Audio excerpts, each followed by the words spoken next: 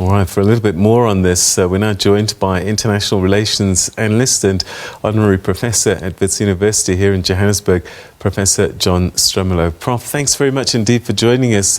Good talk to you. A week ago, people were speculating that, there's no way Putin would invade Ukraine. Surely it's happening. We're on day 6. He's pushing on despite the global shutdown on him. What do you think is motivating him to carry on in the face of all of this? I would not put myself in the shoes of Vladimir Putin, but he does seem to be determined, Peter, and I don't think he's going to relent, even though this catastrophe reminds me of a 19th or an 18th century European war of imperial expansion. And at the same time, we're in a wired world so that all of us are getting direct feeds from people on the ground and trying to make sense out of what's going on. And the humanitarian situation, given that the Ukrainians have fought back, much to Putin's surprise, apparently, the Russian surprise, they are now laying siege to Kirkuk and to Kyiv. And it looks like they're willing to send in indiscriminate bombs, cluster bombs. That missile that hit the Freedom Square in Kirkuk last night is a catastrophe that killed a number of people. And it's going to only get worse. That's the humanitarian consideration, Peter.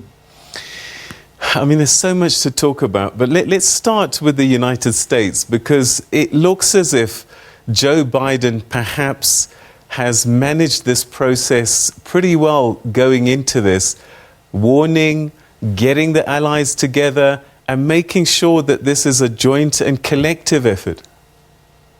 That's correct, Peter. He has a lot of European experience. He was head of the Senate Foreign Relations Committee, and he knows Europe very, very well. He was embarrassed by the sloppy withdrawal from Afghanistan, which may have emboldened in some way Vladimir Putin to think that the U.S. didn't have any more resolve or wouldn't get engaged.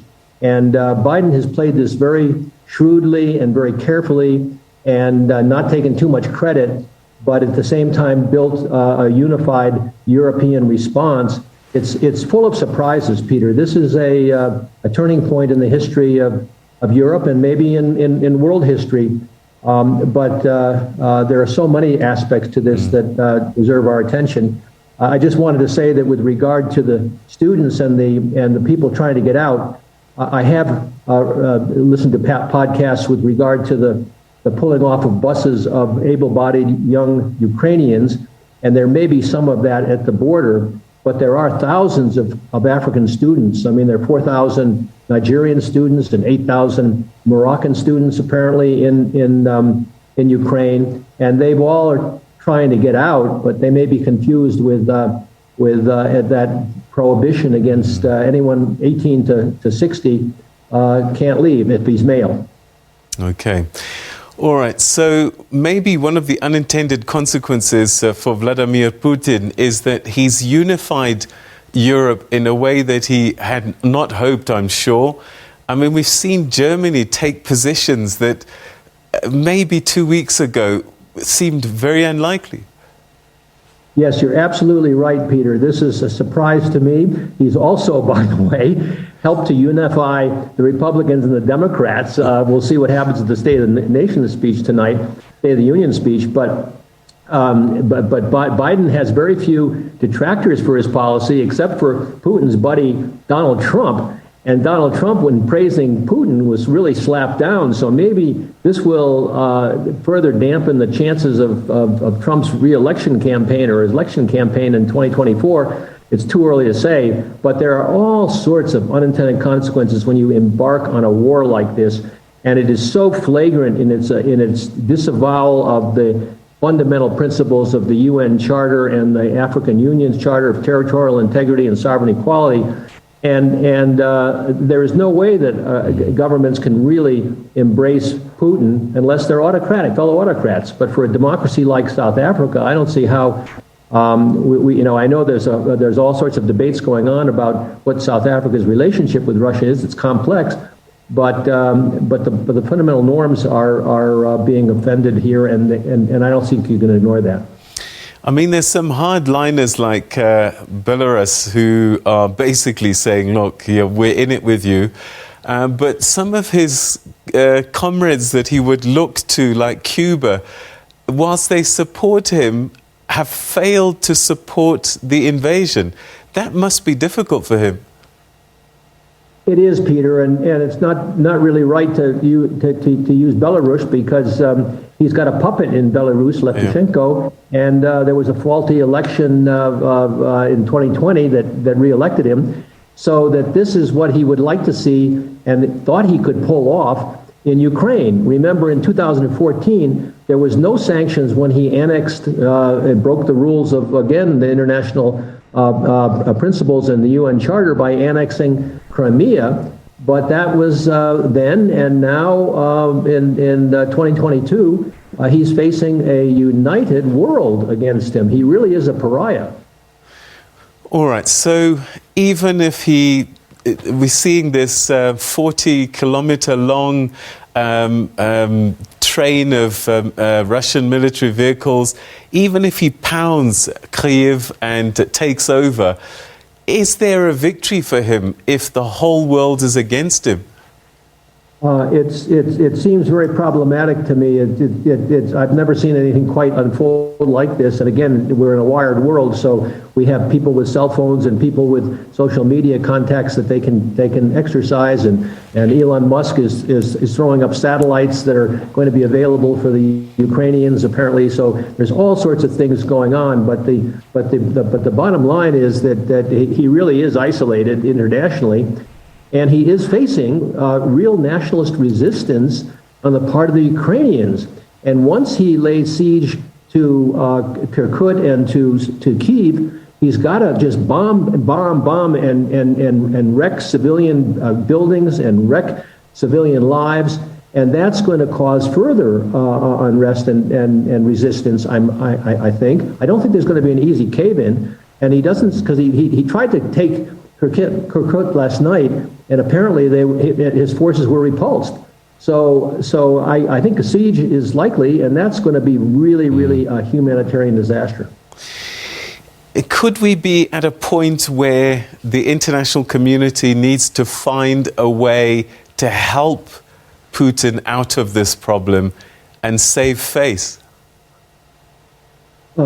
Peter, I don't think he can be helped out of it unless the oligarchs who back him begin to fracture. And there have been some reports overnight about the signs that they are not happy with this war because it's losing them all sorts of access to their millions and billions abroad.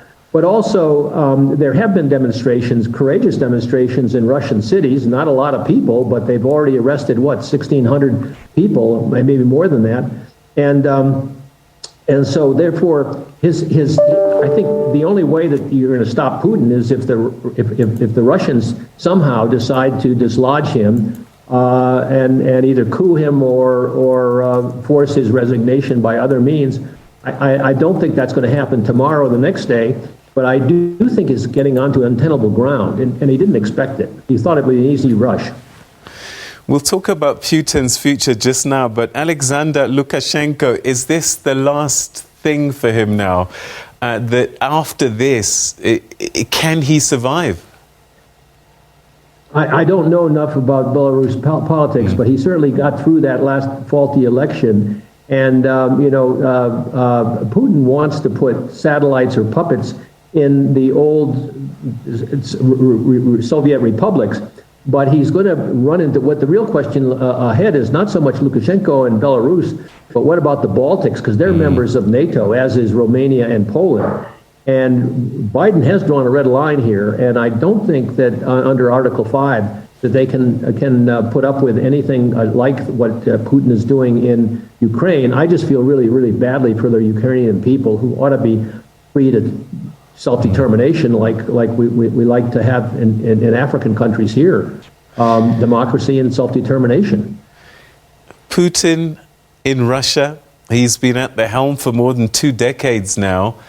Could this be one of those things that becomes his Achilles heel? Because as the body count of Russian soldiers starts to mount, and we're seeing marches and resistance and people being arrested saying, not in our name, could this be a miscalculation on his part that could weaken him quite severely at home?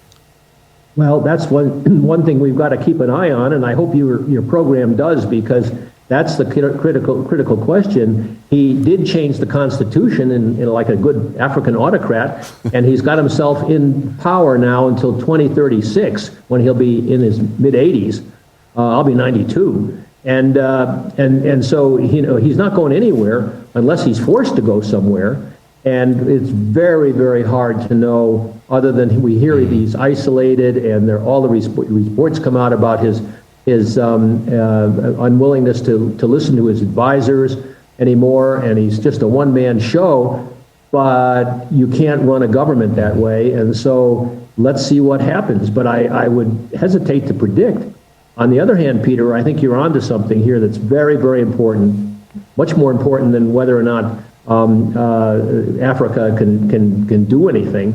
It's really going to be for the Russian people and for the Ukrainian people, and then for the sanctions to really be hard-hitting. And as you said earlier, I didn't expect to see the kind of response that we now have. It's quite unified. Putin really has transformed Western European politics and defense policies, I'll tell you. South Africa spoke at the debate on this special emergency session and said that whilst what's happening in Ukraine is of a magnitude that deserves attention, there are other issues around the world that haven't gotten the same attention. I mean, I'm thinking of Myanmar straight away. And is it that some lives are more important than others? What is it about Ukraine that a special emergency session comes into play, and maybe in other parts of the world it might not have? Well, Peter, you're raising a fundamental question about how we as human beings relate to other people's problems. And I can remember like it was yesterday when I first got involved with the anti-apartheid movement and the struggles down here from a marginal way. I remember the president of the Ford Foundation told me, John, it doesn't matter how many people die, it's who dies and where they're located, because there weren't that many lives lost in the struggle down here, and yet it captured the imagination of the world.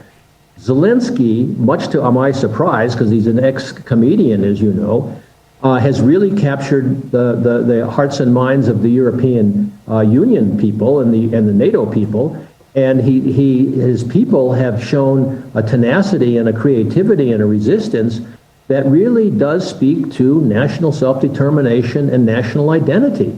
The Ukrainian people have been tired of Russian domination, which has been over the centuries increasingly discomforted, and they liked very much the independence they got when South Africa became a democracy back in 1991 after the fall of the Soviet Union. So, and they voted for it. And they want to sort of affiliate more with Europe and open markets and democracy. You can't blame them, can you? Professor John Stremlau, we're going to have to leave it there, but no doubt we'll chat again. Hopefully this does come to an end sooner rather than later, but thanks for your inputs for tonight. Thank you, Peter.